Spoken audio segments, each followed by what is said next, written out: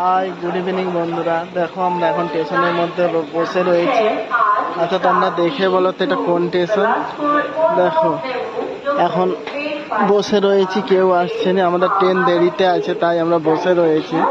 তো দেখো বসে থাকতে থাকতে টিয়া কি করছে, তোমাদের দেখাচ্ছি টিয়া বসে কি করছে। দেখো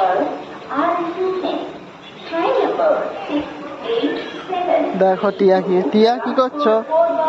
হ্যাঁ কি করছো এখন? হ্যাঁ